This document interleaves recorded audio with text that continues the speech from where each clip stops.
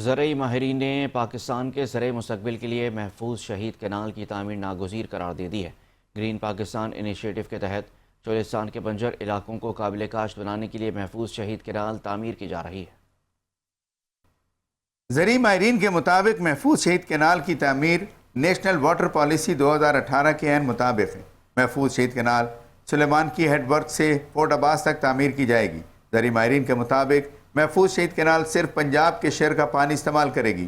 176 kilometre طویل محفوظ شہید کینال دریائے ستلج پر بنائی جائے گی۔ حکومت پنجاب نے اس منصوبے کے لیے 1.2 ملین ایکڑ زمین لیز پر دی، جبکہ 225.34 ارب روپے مختص کیے۔ جون سے اکتوبر تک اس کینال میں اضافی سیلابی پانی کا استعمال ہوگا، جبکہ باقی 2 ماہ پنجاب کے شہر سے پانی لیا جائے گا۔ محفوظ شہید کینال میں پانی کی مقدار 4120 کیوسک ہوگی۔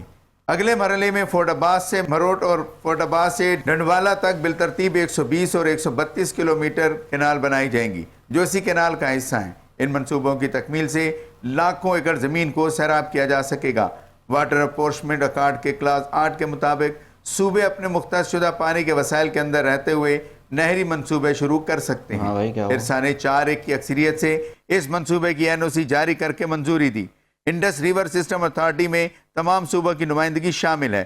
انڈس بیسن اریگیشن سسٹم میں 4.566 ملین ایکڑ فٹ پانی کی مقدار بھی بڑھا دی گئی ہے۔ بادشاہ ڈیم 2028 اور مومن ڈیم 2027 کی تکمیل کے 7.08 MAF اضافی پانی سے سندھ سمیت تمام صوبے فائدہ اٹھائیں گے۔ بھارت نے راجستھان میں 2005 میں بنجر زمین کو زرخیز بنانے کے لیے اندرا کینال کی تعمیر کی۔ زرعی ماہرین کا کہنا ہے کہ محفوظ شہید کینال پاکستان کے زرعی مستقبل کے لیے انتہائی اہم ہے۔ منصوبے کی تکمیل سے کسانوں کو فائدہ اور فوڈ سیکورٹی جیسے چیلنجز پر قابو پایا جا سکے گا۔ بنجر زمین کی آبادکاری سے معیشت میں بہتری اور لوگوں کو روزگار ملے گا۔ صوبائی اور علاقائی سیاست سے بالا تر ہو کر قومی مفاد کو ترجیح دینا ہوگی تاکہ عوام کو فائدہ ہو۔ حقائق سے واضح ہے کہ اس منصوبے پر دریائے سندھ کا پانی استعمال نہیں ہوگا۔